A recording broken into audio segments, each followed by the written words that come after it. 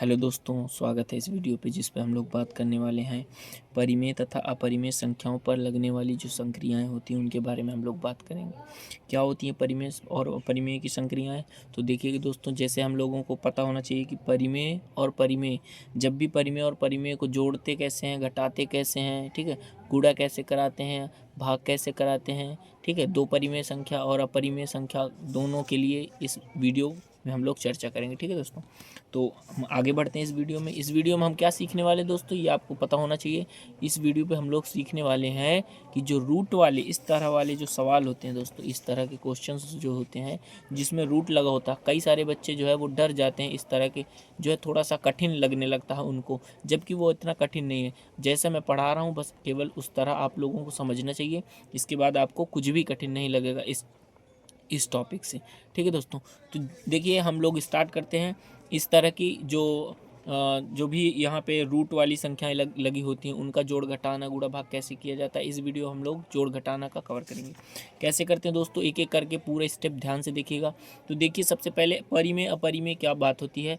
तो याद रखना, जो रूट वाली संख्याएँ होती हैं, रूट में जो भी संख्याएँ होती हैं, रूट में अगर 2 आ गया, रूट में यहाँ पे 3 आ गया, रूट में यहाँ पे 5 आ गया, रूट में यहाँ पे 6 आ गया, रूट में 7 आ गया, रूट में 8 आ गया, रूट में 10 आ गया, तो ऐसे नंबर जो रूट में होते हैं उनको हम लोग अपरिमेय संख्या कहते हैं। उनको हम लोग क्या कहते हैं दोस्तों, उनको हम लोग अपरिमेय संख्या कहते हैं। कैसी संख्या है? अपरिमेय संख्या कहते हैं।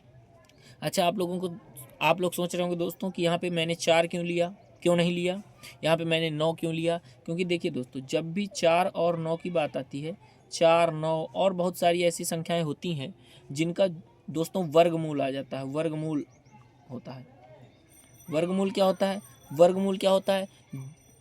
जैसे यहाँ पे रूट में कोई भी संख्या लिखी है ना, तो वो जो संख्याएं हैं वो किसी न किसी का वर्ग होंगी। तो यहाँ पे देखिएगा, जो 4 है, रूट 4 है, वो 2 का वर्ग है।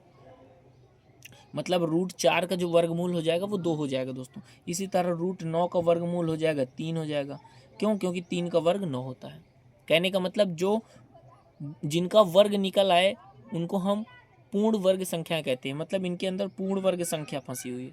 लेकिन अगर मैं कहूँ कि देखिए यहाँ पे 4 भी पूर्ण है और ये भी पूर्ण है, मैं कहूँ कि रूट 16 भी पूर्ण है, क्योंकि रूट 16 किसका वर्ग होता है? 4 का वर्ग होता है। तो इसका मान आ जाएगा 4।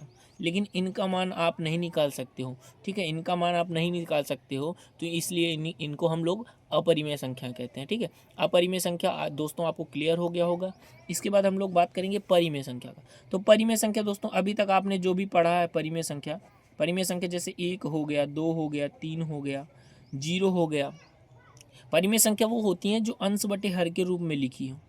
अंश बट्टे हर के रूप में जो संख्याएं लिखी होती हैं उनको हम लोग कहते हैं परिमेय संख्या। तो देखिए दोस्तों, यहाँ पे अंश तो सब दिख रहा है, लेकिन इनके नीचे आप एक मान के इनको अंश बटे हर के रूप में बना सकते हैं। कोई भी नंबर है, जैसे -2 है, -3 है ना, इनके नीचे अपने मन से 1 लगा सकते हो, क्योंकि 1 का कोई फ़र्क पड़ेगा नहीं।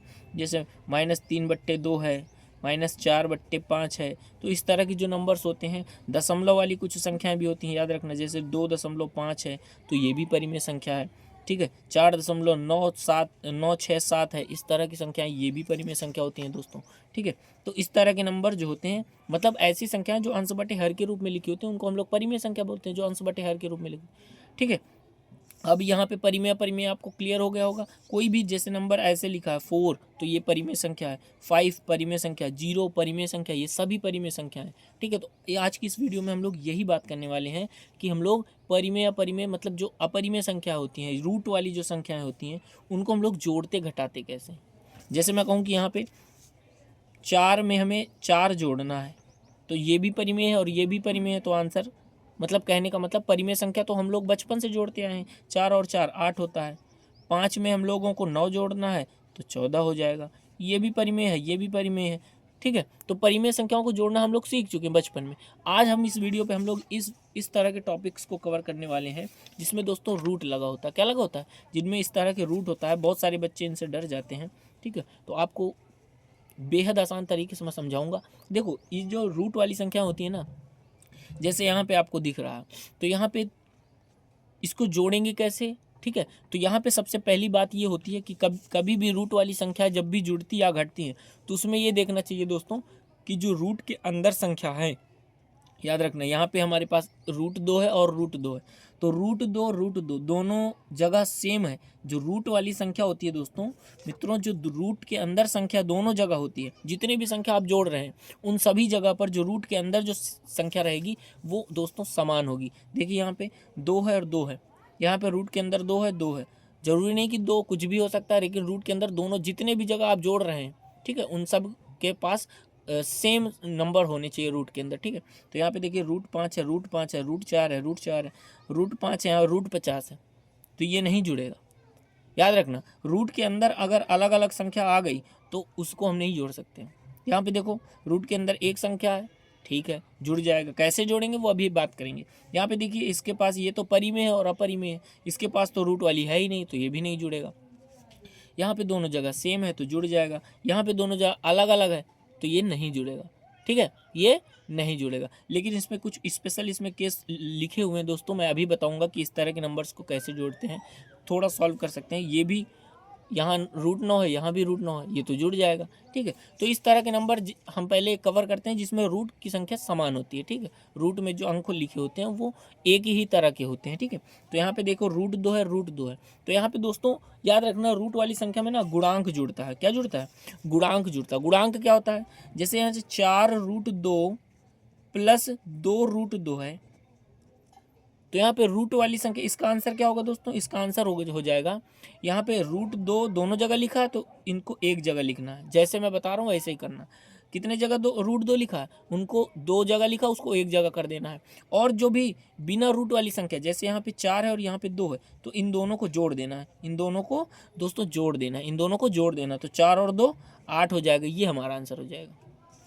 जैसे कहीं पर 8√5 लिखा है, इसमें जोड़ना है 7√5, तो यहाँ पे 2 जगह √5 लिखा तो उसको हम एक जगह √5 लिख देंगे, और 8 को 7 से जोड़ेंगे तो ये 15 हो जाएगा।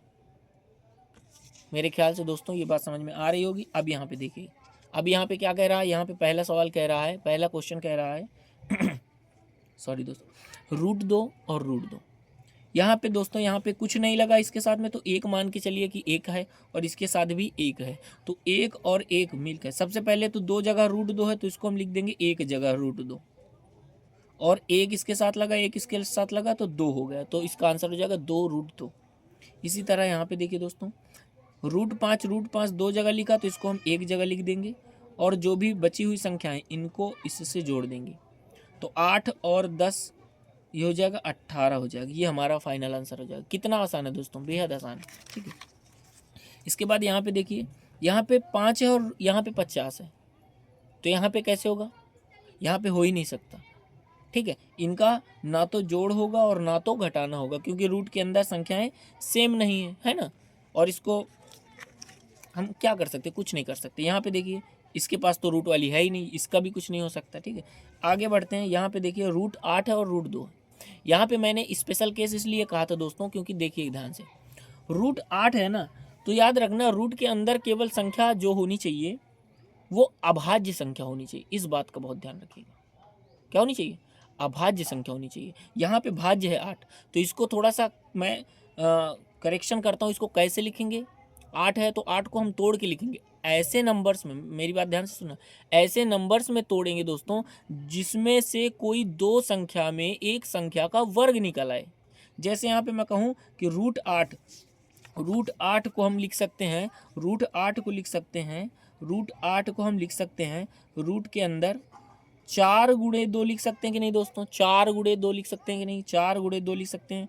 और यहाँ पे आपको पता है कि √4 की जो वैल्यू होती है, √4 की वैल्यू होती है 2, मतलब इससे जो बाहर आ जाएगा, वर्गमूल इसका होता है ना 4 का, तो इससे 2 बाहर आ जाएगा, और ये जो 2 अंदर रह गया, क्योंकि इसका वर्गमूल कुछ होता नहीं तो ये अंदर रह जाएगा। तो हमने √8 को इसमें तोड़ दिया, मतलब ये √8 है ना, ये एक्चुअल में ये लिखा हुआ है। उसी तरह यहाँ पे करेंगे। यहाँ पे √8 की जगह हमने लिखा था, √8 की जगह लिखेंगे √4 और √2, इन्हीं दोनों को मिला करके √4 और 2 को मिला करके 8 हुआ, और प्लस √2। यहाँ पे देखिएगा √4 की वैल्यू 2 होती है, अंदर बचा √2 और यहाँ पे √2। यहाँ पे देखिए √2 दो जगह है तो एक जगह कर दीजिए √2, और यहाँ पे 1 लगा हुआ है, इसके पास 2 है तो टोटल मिला करके 3 हो गया दोस्तों। इस तरह से क्वेश्चन को करना है। इसके बाद यहाँ पे देखिए दोस्तों, यहाँ पे क्या कह रहा है, यहाँ पे कह रहा है कि 3√2, फटाफट कर देते हैं दोस्तों, 3 को 4 से जोड़ना है तो ये 7√2 हो जाएगा।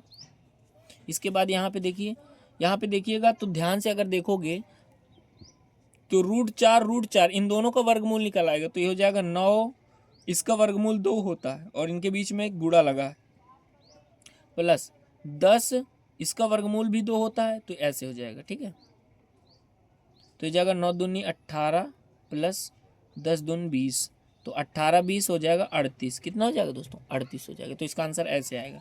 और यहाँ पे देखिएगा इसके पास 9√3 है, इसके पास 1√3 है, तो 2 जगह √3 लिखा तो सबसे पहले 1 जगह करो, और 9 में 1 को जोड़ोगे तो 10 हो जाएगा। इसी तरह यहाँ पे ये हो जाएगा 9 और 6 15 √2 हो जाएगा। ठीक है, इसी तरह यहाँ पे क्या हो जाएगा, यहाँ पे हो जाएगा, यहाँ पे √9 का मान 3 हो जाएगा, और यहाँ पे √9 का मान 3 हो जाएगा, जिनके बीच में कुछ नहीं, वहाँ मल्टीप्लाई है। 3 प्लस 20 × 60, ठीक, तो ये हो जाएगा 63। क्या हो जाएगा? 63 हो जाएगा। आई होप दोस्तों ये बातें आपको क्लियर हो रही होगी। अगली हम वीडियो में हम लोग पढ़ेंगे इनका घटाना कैसे करते हैं। ठीक है, अगले वीडियो के लिए। और ये वीडियो अगर आपको पसंद आई हो दोस्तों तो लाइक और शेयर जरूर करिएगा। Thank you.